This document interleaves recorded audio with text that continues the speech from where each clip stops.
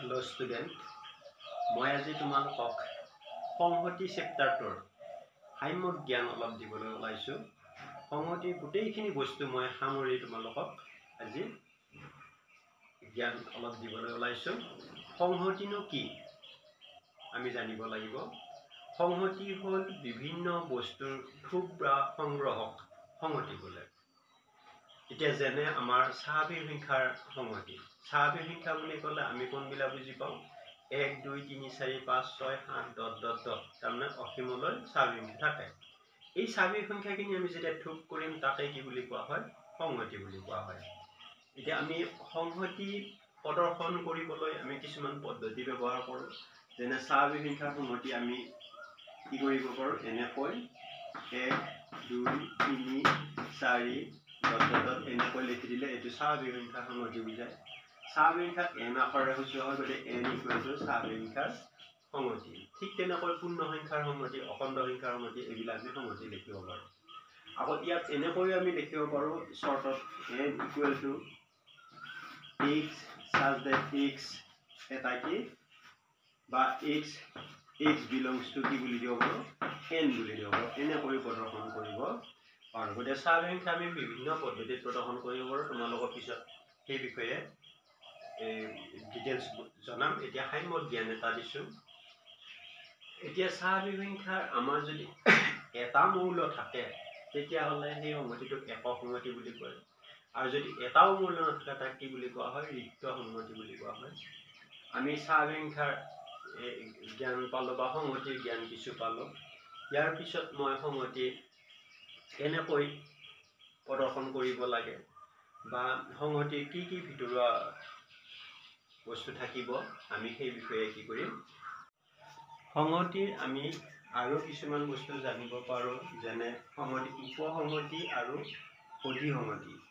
উপসংহতি বুলি ক'লেনো কি বুজা বা অধিসংহতি বুলি ক'লেনো কি বুজা? আমি ধৰা ইয়াত কি কৰি আছে?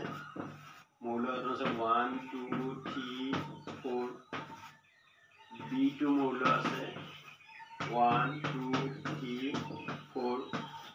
এতিয়া এত থকা প্ৰতিটো মৌল বিত আছে, তেনেহ'লে এ সংহতিটোক বিৰ উপসংহতি বুলি কোৱা হয়। বিপৰীতক্ৰমে বি সংহতিটোক এৰ অধিসংহতি বুলি কোৱা হয়।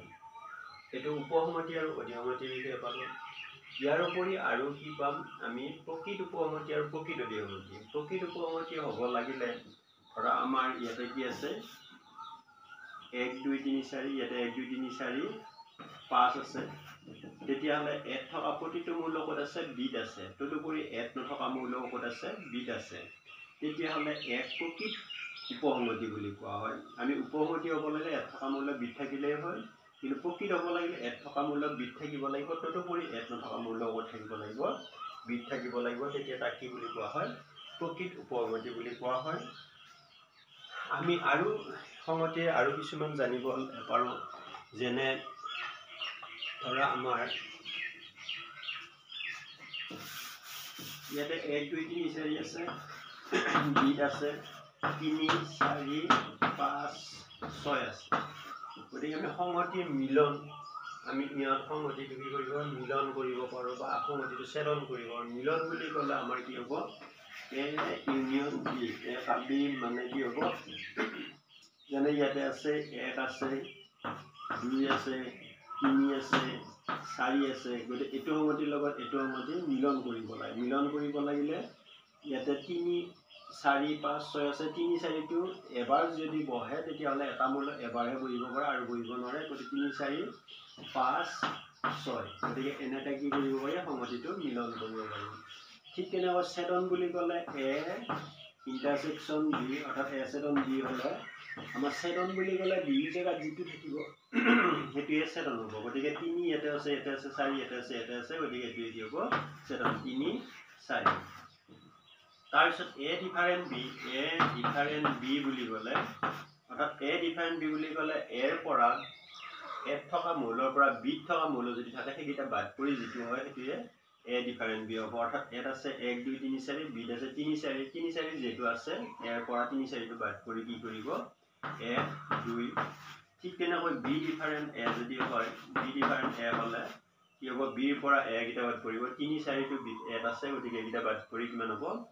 5 6 ইয়াক আমি ভেন চিত্ৰৰ সহায়ত প্ৰদৰ্শন কৰিব পাৰোঁ ভেন চিত্ৰ কেনেকুৱা বস্তু কাৰণ আমি চিত্ৰৰ সহায়ত এই মূল্যবিলাক দেখুৱাই দিয়াটোকে কি বুলি কোৱা হয় ভেন চিত্ৰ এতিয়া ভেন চিত্ৰৰ সহায়ত আমি কেনেকৈ প্ৰকাশ কৰিব পাৰোঁ যেনে A ইউনিয়ন B এইটো যদি আমি ভেন চিত্ৰত প্ৰকাশ কৰিব লাগে তেতিয়াহ'লে কেনেকৈ কৰিম আমি A ভেন চিত্ৰটো আঁকিলোঁ এইটো A ভেন চিত্ৰ ইয়াত কি আছে 1 2 3 4 और बीट আছে কিমান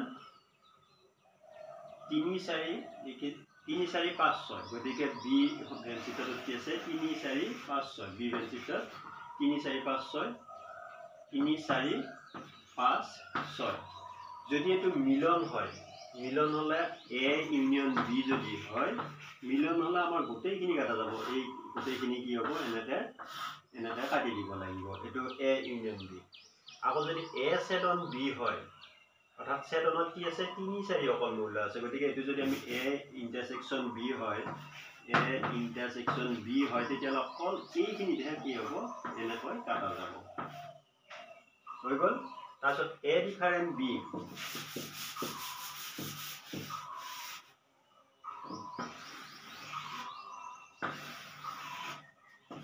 এ বি গতি 1 2 3 4 5 6 এ ডিফারেন্ট বুলি কলে 1 2 আছে তেতিয়াহলে আমাৰ এই অকল 1 2 এইখিনি কাটা যাব ঠিক তেনে বি ডিফারেন্ট এ বুলি কলে 5 6 অকল এইখিনি কাটা যাব এনেকৈ আমি কি কৰিব পাৰো ভেন চিত্ৰ আঁকিব পাৰো আকৌ যদি আমাক এটা সংগতি দিয়া থাকে ধৰা এ দিয়া আছে 1 2 3 4 বি দিয়া আছে 3 4 5 সি দিয়া আছে 4 6 8 এনেকা দিয়া আছে এই গোটেইকিটা সংগতি লগ লগাই যেটো সংগতি পাম হেতু সাৰ্বিক সংগতি বুলি কয় সাৰ্বিক সংগতি ইউৰে বুঝায় ইউ ইকুয়াল টু কি হ'ব 1 2 3 4 আছে 5 আছে 6 আছে 8 আছে গোটেইকিটা লগ লগাই যেটো সংগতি পালো হেতুকে কি বুলি কোৱা হয় সাৰ্বিক সংগতি ইয়াকো যদি আমি ভেন চিত্ৰৰ সহায়ত প্ৰদৰ্শন কৰিব লাগে তেতিয়াহলে আমি কি কৰিব লাগিব সাৰ্বিক সংগতিটো অৰ্থাৎ ইউ2 কি কৰি ল'ব লাগিব এনেকা আঁকি ল'ব লাগিব তাৰছত এ ভেন চিত্ৰটো আঁকি দিলা এ ভেন চিত্ৰত কি আছে 1 2 3 4 আছে তাৰছত বি ভেন চিত্ৰত আছে 3 4 5 3 4 টো বি টো আছে গতিকে এক্সট্ৰা কৈ কি আছে 5 আছে তাৰছত সি ভেন চিত্ৰত কি আছে 4 6 8 4 টো বি সি ভেন চিত্ৰত আছে 4